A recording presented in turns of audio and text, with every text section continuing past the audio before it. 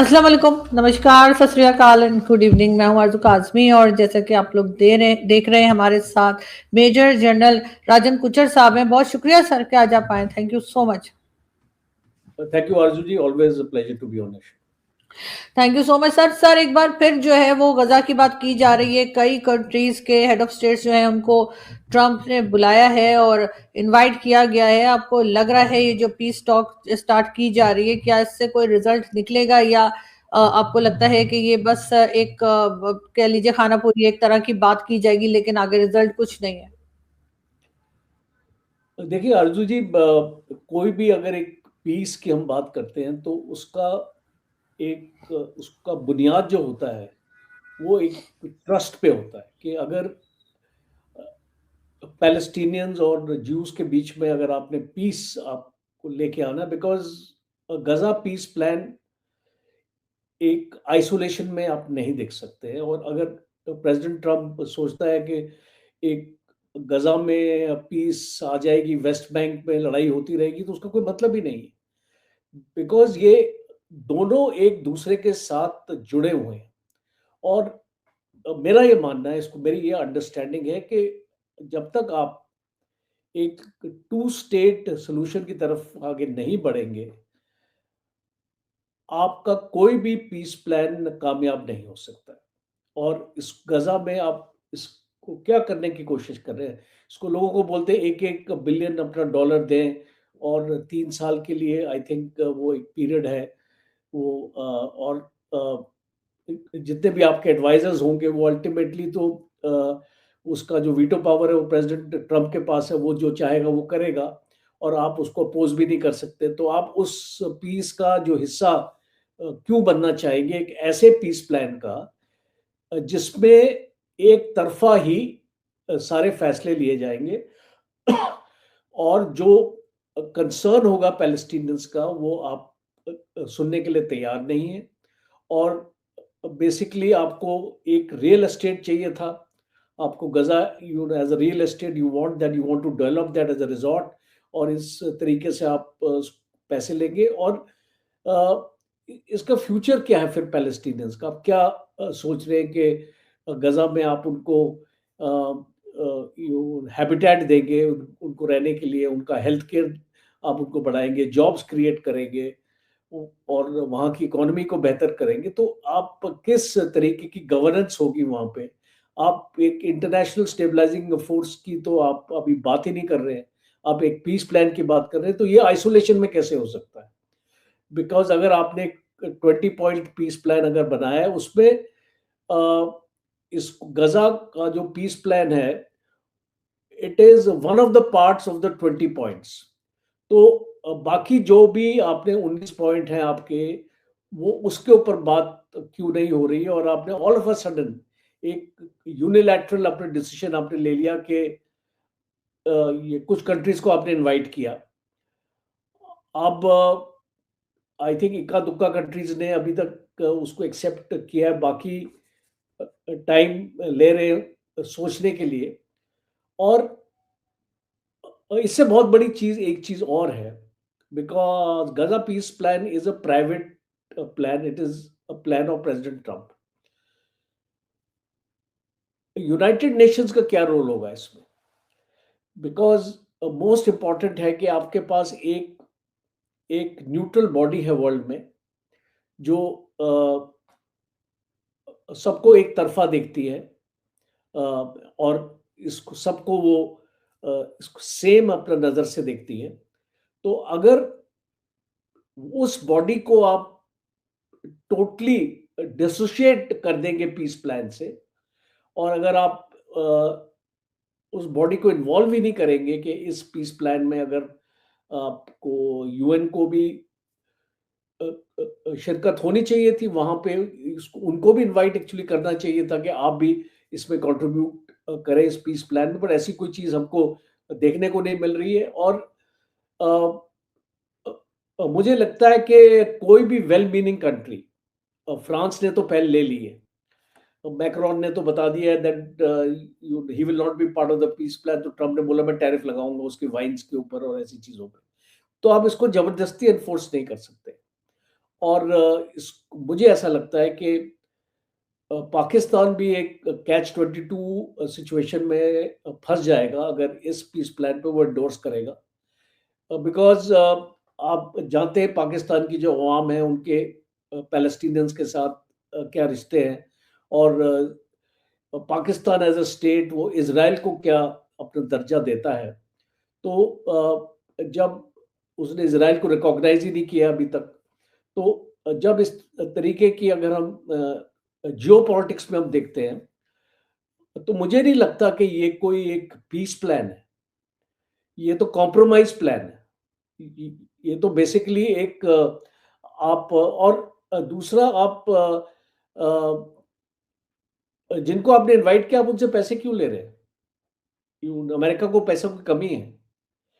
जब आपने इनिशिएट किया है पीस प्लान, ये आपकी ब्रेन चाइल्ड है, आपको नोबेल प्राइज भी चाहिए, तो बाकी लोगों को आप क्यों बुला रहे हैं इस पीस प्लान में हिस्सा लेने के लिए?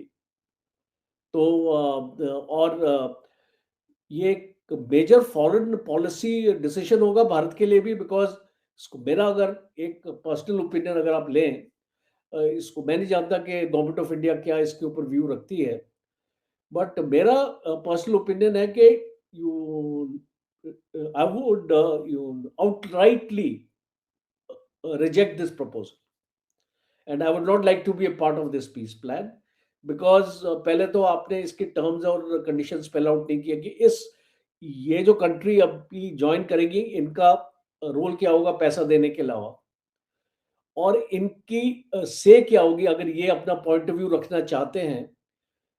क्या ट्रम्प उस पॉइंट ऑफ व्यू को एक्सेप्ट करने के लिए तैयार होंगे, या ट्रम्प बोलेंगे no, you I am the head of the peace plan, I will decide what is to be done. तो इस तरीके की चीजें फिक्शन में दिखाई जाती हैं, जैसे कि मूवीज में दिखाई जाती हैं। वो जैसे एक डॉन होता है, हम अपनी इंडियन मूवीज में देखते हैं, मुगैम्बो खुश हुआ, इस टाइप के डायलॉग्स, ट्रम्प खुश हुआ, तो जो ट्रम्प ने एक्चुअली बोला और एबीसी ने उसको ओके कर दिया, ट्रम्प इज वेरी हैप्पी।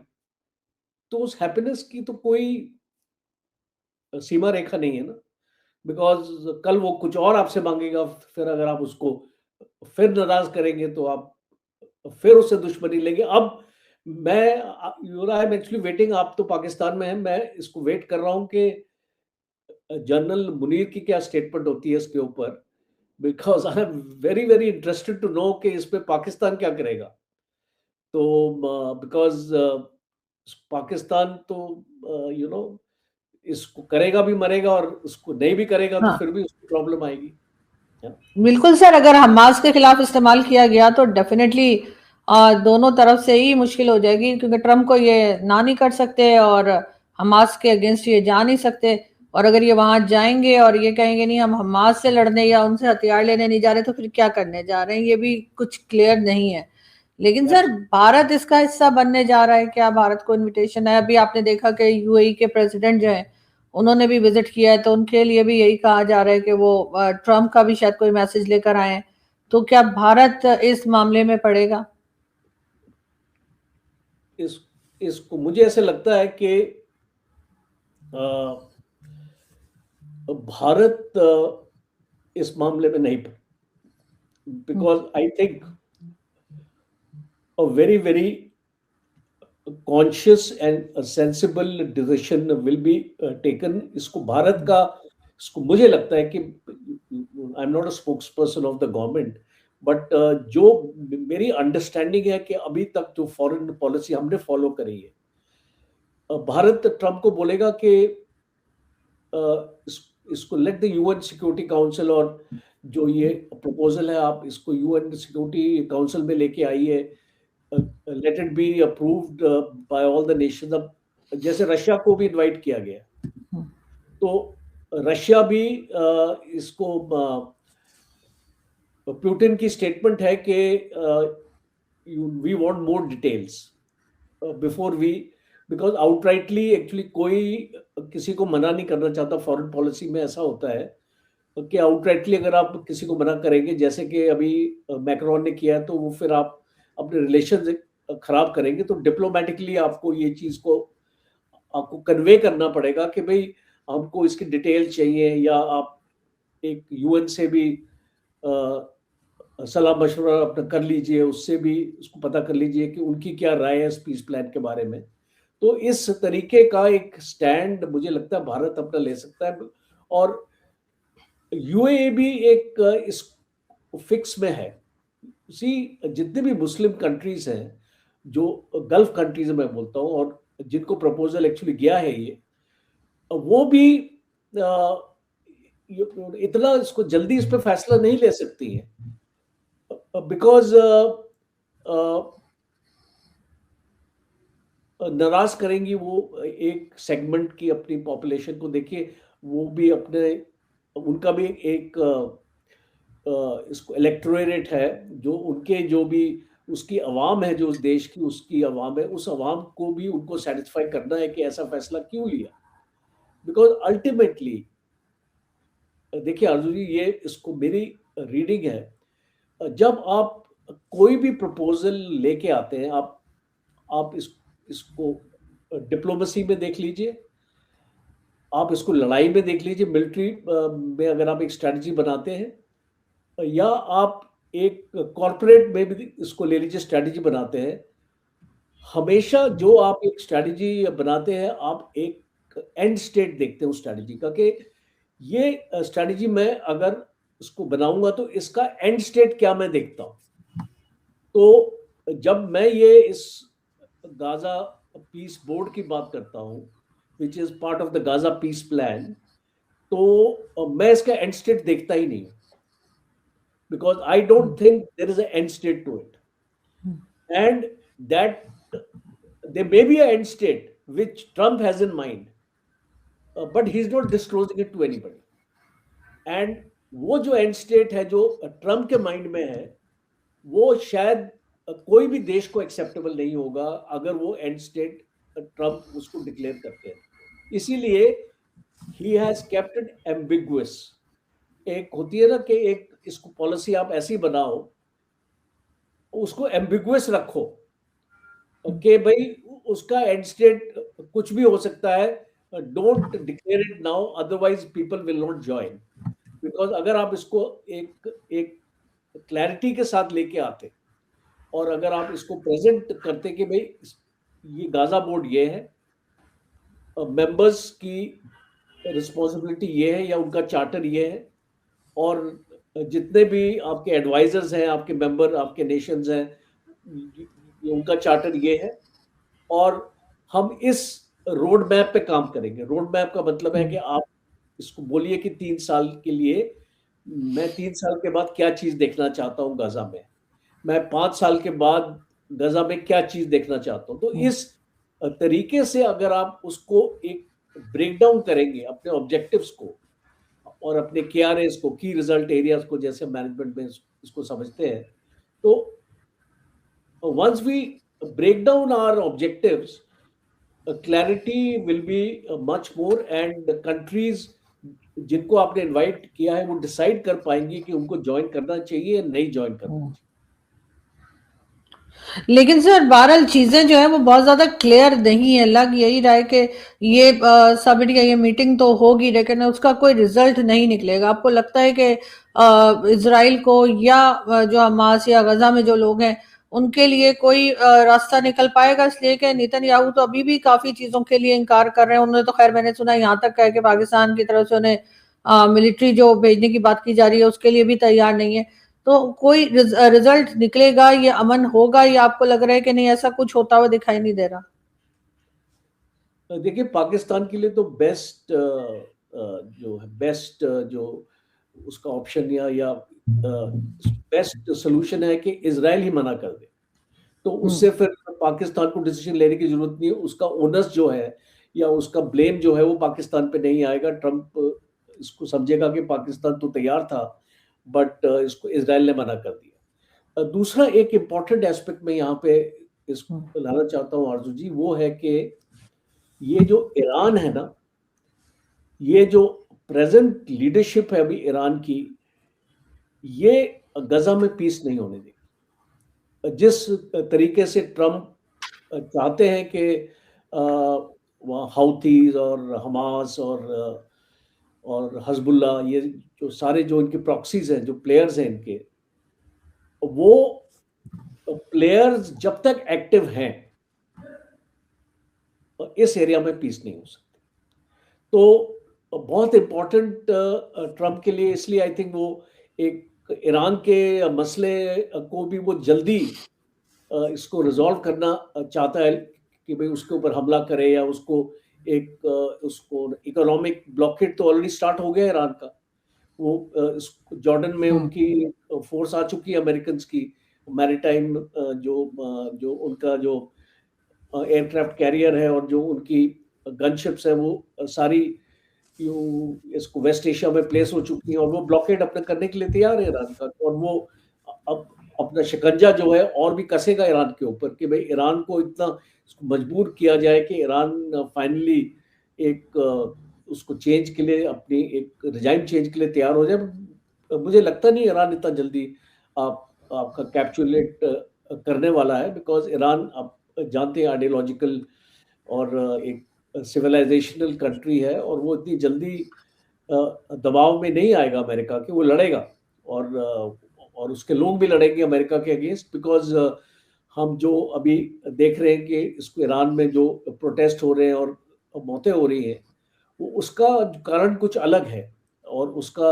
ये इससे कोई लेना देना नहीं है जो इस जो जियो पॉलिटिक्स से, बट उसमें अमेरिका का दखल बहुत ज़्यादा है। और ख़ास तौर पे मोसाड का और सीआईए का जिस तरीके से उन लोगों ने इसको ईरान में प्रोटेस्ट को बढ़ावा दिया है, तो उससे बेसिकली नुकसान इसको ईरान के लोगों का ही होगा अल्टीमेटली, बिकॉज जो आपका रेवोल्यूशनरी गार्ड है ईरान का, वो आप जानते हैं बहुत सख्त है वहाँ का, और वो इस तरीके की अपराइजिंग को और आगे नहीं बढ़ावा दे पाए। लेकिन सर काफी लोग जो है वो इस बोर्ड ऑफ पीस को जो है वो एज अ जोक ले रहे हैं, वो इसको बहुत सीरियसली नहीं ले रहे। तो आपको लगता है कि वाकई में ये कोई सीरियस बात नहीं हो रही है और इसको लोग ज्यादा इम्पोर्टेंस नहीं दे पा रहे? देखिए Arjuni, Trump is very serious. Hmm. उसको ट्रम्प तो इसको मजाक नहीं ले रहा है। और अगर कोई भी अगर एक रिएक्शन आता है किसी का भी इस बोर्ड ऑफ पीस के बारे में, और अगर वो एक नेगेटिव रिएक्शन आता है कोई भी कंट्री का, तो ट्रम्प उसको बख्शने वाला नहीं है। मुझे ऐसा लगता है कि जिस तरीके से वो इसको रिएक्ट कर रहा है, फ्रांस का जो उसने रिएक्शन जो मैं सुन रहा था ट्रम्प को, तो इसको मुझे लगता है कि वो एक मैसेज दे रहा है इसको लोगों के लिए कि अगर कोई इसमें ज्वाइन नहीं करेगा तो मैं और इसमें टैरिफ्स लगाऊंगा उनके अगेंस्ट, समथिंग लाइक दैट। तो इसको मुझे लगता है कि ट्रम्प इसको मजाक नहीं समझ रहा है, और बाकी देश भी आई थिंक उनको नहीं समझना चाहिए मजाक है। बिकॉज अगर उनके एक स्टैंड ले रहे हैं, वो अगर एक स्टैंड लेते हैं इसको अमेरिका के अगेंस्ट, वो इसको गाजा का पीस बोर्ड के अगेंस्ट स्टैंड लेते हैं, इसका मतलब है कि वो अमेरिका के अगेंस्ट स्टैंड ले रहे हैं।